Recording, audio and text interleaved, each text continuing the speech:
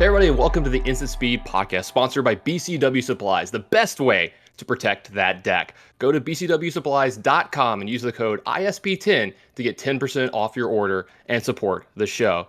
In response this week, we're going to throw you a little bit of a curveball as me, the Tannon Grace, will be filling the role of the second best broadcast host.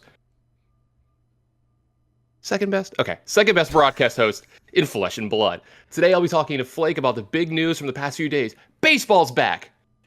Wait, I think that's not the big news. It's actually the big news is that if we have time, we're going to discuss the miracle of him taking home a gold foil this weekend, as well as another top 8 finish in one of those PQs. Most importantly, though, we'll be opening that sealed envelope to reveal the spoils of those efforts. Flake, are you ready for in response? I am ready for in response, and that was a very good. I see that you've got your best Flake cosplay going on. You've got the hat. Now, does the shirt threw it match? Together. It's a work in progress. Okay, because if I just want to see, because you mentioned that, yeah, I see a little peek of the Star Wars shirt going on, so you are definitely playing the role. We like it. The hat, and that's it. I mean, if ever there was a situation out there where someone wanted to go to an event that I was attending and wanted to cosplay as me, thick Drew Carey-esque glasses, hat. I didn't have any. I definitely should have looked for some. In fact, hold on one second. Okay. The hat is a key element, absolutely. Oh, we definitely messed up a little bit here because I have the blue light glasses. Here we go. Oh, okay, sweet. This is a little more perfect. Yeah, you gotta look. See a thing, just so you know. You gotta look like one of the Dudley boys when you're wearing. So you gotta have these on the Drew Carey originals, and then you gotta have usually a nerd related T-shirt, either Star Wars or Marvel or something along those lines, and then basically you've got it set, buddy. So I think I nailed it. Oh, no, definitely. You're definitely on pace there. So yeah, I look like a tall, generic, skinny white dude. So like it just works. That's my MO. That's my hero class in Flesh and Blood. Skinny white nerd boy. That's pretty much me. Well, speaking of your hero class and in Flesh and Blood, what was the hero that you actually used to make these multiple top 8s of these ProQuests recently? Just proving once and for all something that no one believed, and that casters can actually play the game. It's a miracle, right? Like the fact that casters can actually play. I was supposed to say, I even made one of the only one that I played. Craig Crimples actually won a ProQuest yesterday. So, I mean, we've got some talent in the booth, apparently. We should be playing the game, showing them how to do it. Oh, I've always said, like, you know, like in the podcast, sometimes I ask people, would you rather... Like I asked you, I think, would you rather win or broadcast the finals? And to me, it's kind of like... I would much rather broadcast the finals because playing in the finals doesn't necessarily guarantee you win and the glory and whatever. But yeah, the deck that I played this weekend, I basically said, all right, winning ProQuest, there's no points for style. It's basically all amplitude, no style points, you know. So I just took the rocket ship to the moon. I jumped on the Starvo train and got myself there. And on the Saturday, we got this bad boy using that easy pass. Essentially, it's like going to Disney World and getting the fast pass. Like, yeah, you pay a lot more, but it's worth it. Oh, definitely, it's like easy top 8 basically. So that's what that was. As we got there, and there was some pretty heavy hitters there. So I was quite I don't want to say surprised at how I was doing because in reality I put in a lot of work in practice, but I also had never played the deck in paper. So, you know, there's kind of like that weird feel of actually seeing the cards in your hand versus playing it on TTS or something. So it was a Starvo list. I'm not going to sit here and pretend that there was no hocus. Yeah, no hocus pocus involved. It was just straight shot right to the moon. Yeah, and we'll talk about that prep and the testing in just 1 minute, but I did actually want to harp on something that you said there. You know, you're talking about how there's heavy hitters, because for people who might not know, you're in Canada.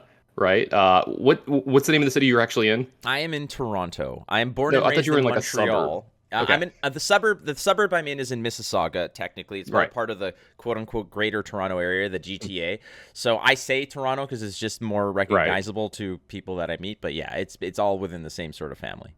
Yeah. Now, me and some other people were talking about this. We think that you might have participated in some of, if not the hardest, ProQuests in the entire, at least North American area.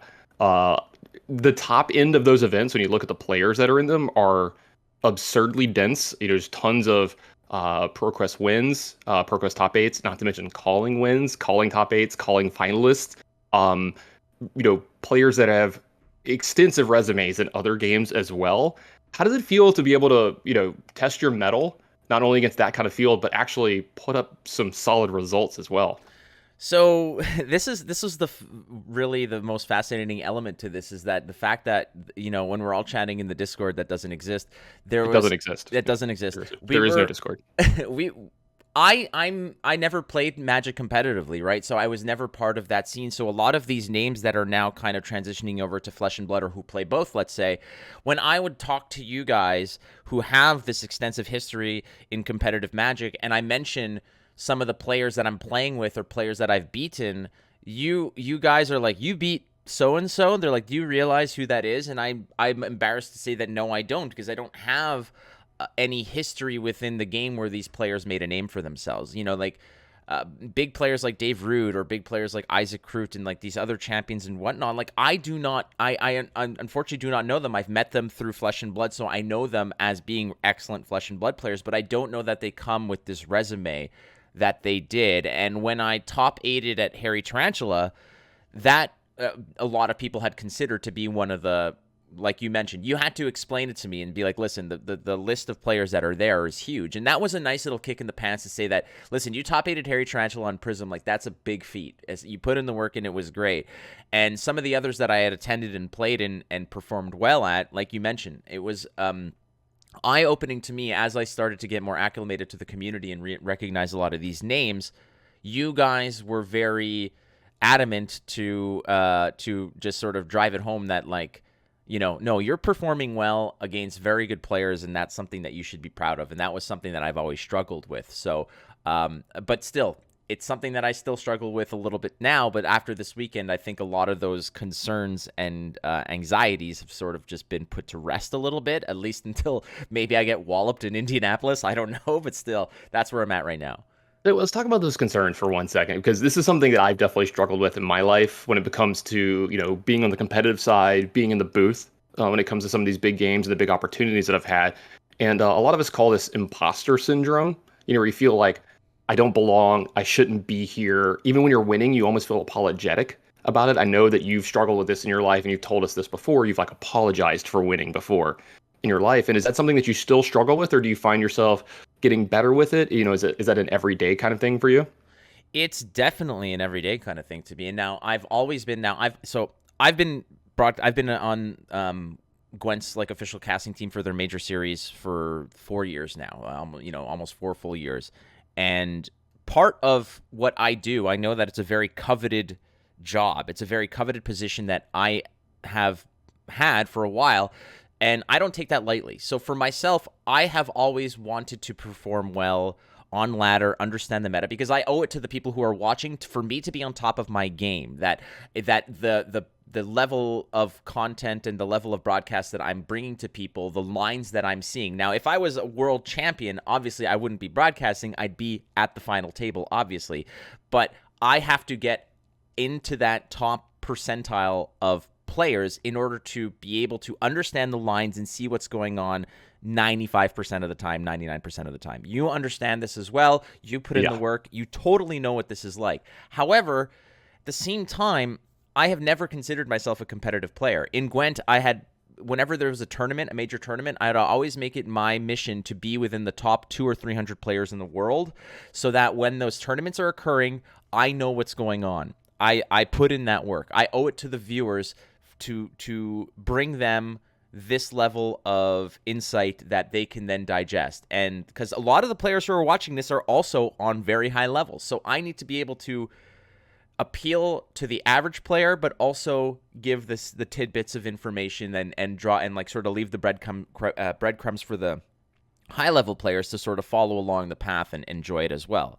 It's not easy, but what I can do is just be the best player I am. And the imposter syndrome comes in when that work that you put in translates to tournament wins, where you're like, geez, I'd never thought that this could actually happen. I just play on ladder. I just play quote unquote casual on ranked. I don't care about my results as long as I'm learning the meta and can bring a better product on the broadcast. So when I'm winning these games, when you say apologetic, yeah, I have in fact apologized for winning before, where I have beaten really good players who are, in, like, for instance, as an example, I felt pretty bad when I beat a player in the semifinals to get to the finals at the ProQuest where I got this, because that player is an exceptional player, and you had to say, like, dude, this guy almost never loses. And I beat this player, and the player was freaking amazing. And to me, when that happens, I'm like, you feel bad because you're taking an opportunity away from somebody else who has put in the work. You feel like it's almost a fluke. And I have encountered players who really like to rub the salt in when they lose, to tell you that you got lucky, to tell you that you don't deserve it. So you kind of let that creep in sometimes. But those players that tell you that you got lucky, like, I look back on my record against them, I'm like, well, I get lucky against you a lot. A lot.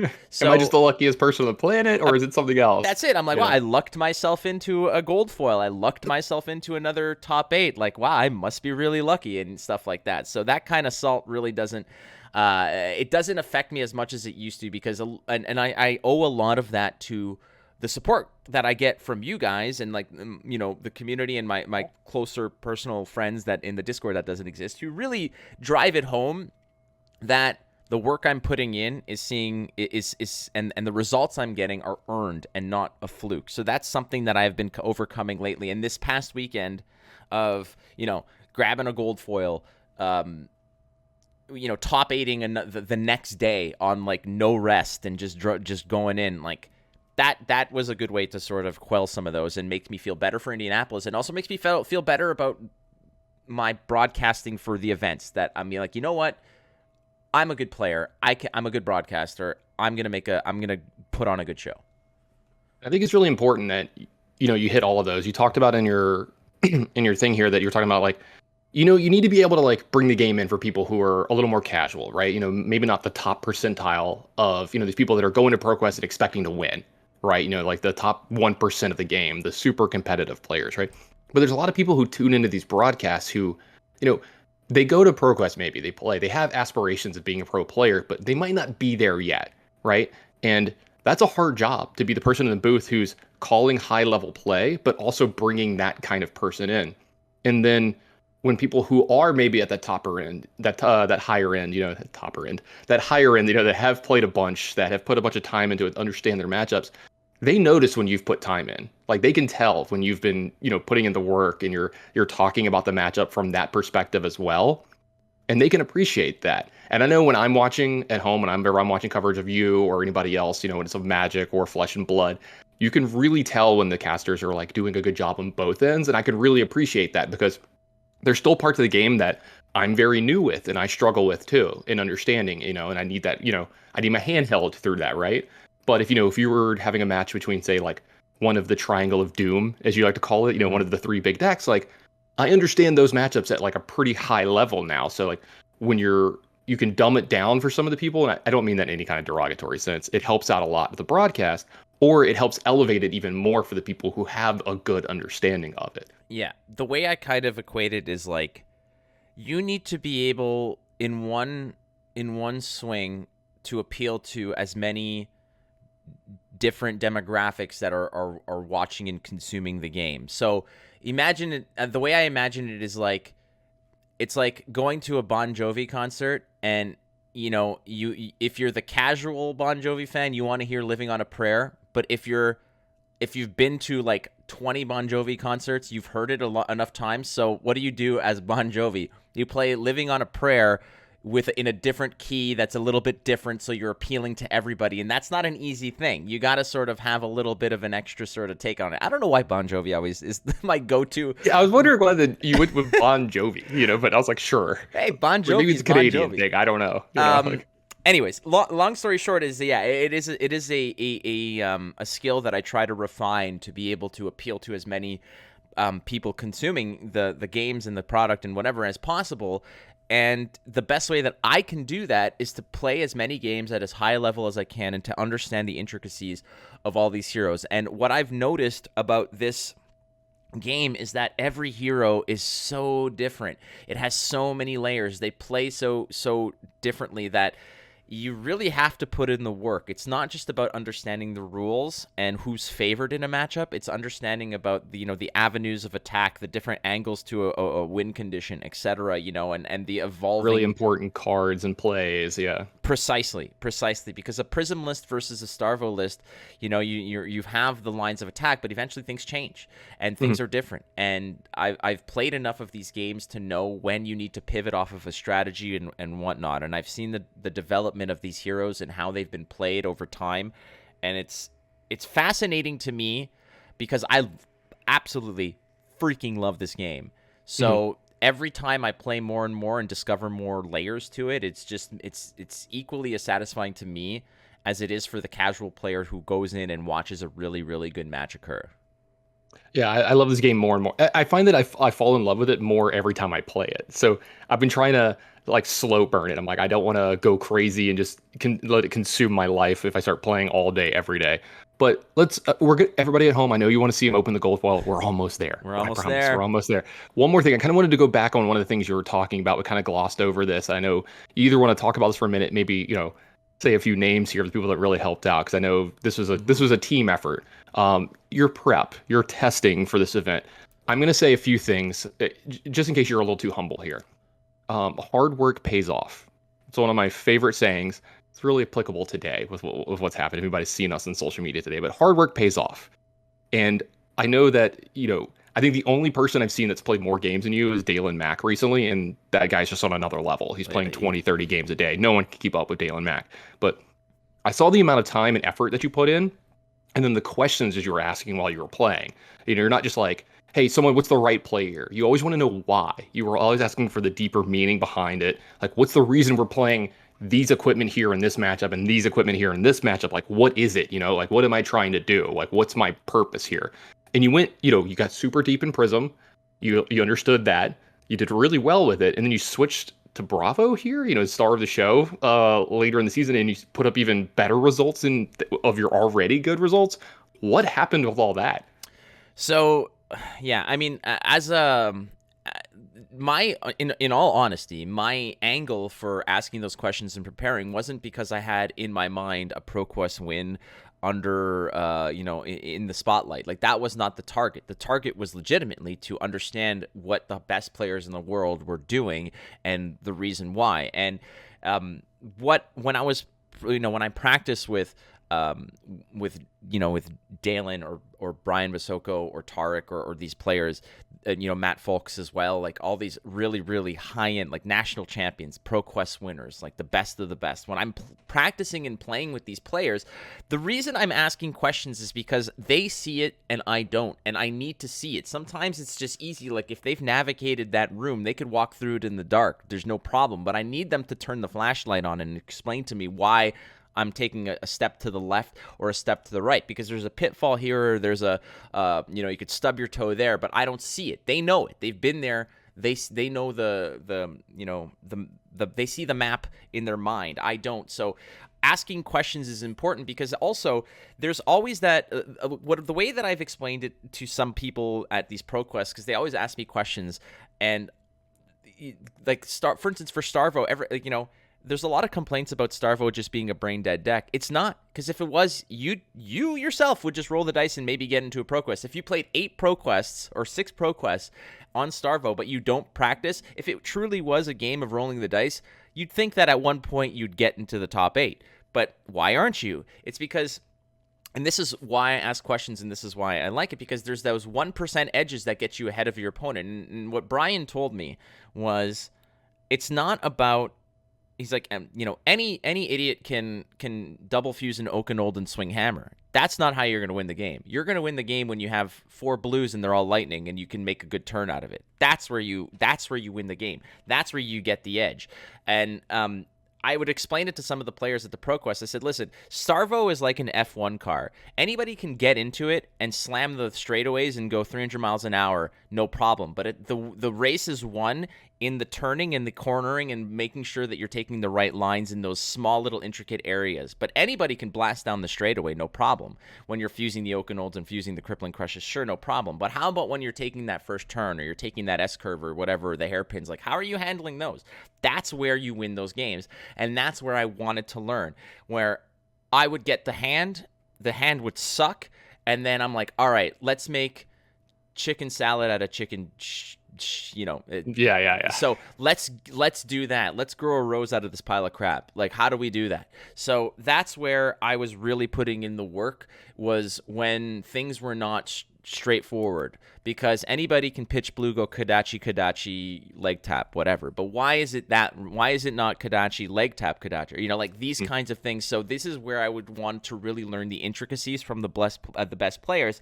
And the way to do that was just put in as many reps as possible with the best players that I have access to, that are willing to take the time, and really the hard work paid off. I mean, I put in the work, but at the same time, so did the people that were practicing and teaching me. Like every hour that I spent, I had to spend it with somebody else. So I am always and forever indebted to those players who put the time in to help me. Absolutely. Now, I'm done talking. I'm done hearing all the stories. I want to see what we all came for here. I want the money shot. Let's you want this, right? Yeah, let's open up this bad boy. Just so I said, it is still absolutely 100% sealed. Is there anything in particular you want? Oh, the Voltaire by 1,000. I mean, I know that there's a list that exists. I don't know exactly what all the options are, but Voltaire apparently that's the quote unquote. Yeah, it's on there. Yeah. Mm-hmm.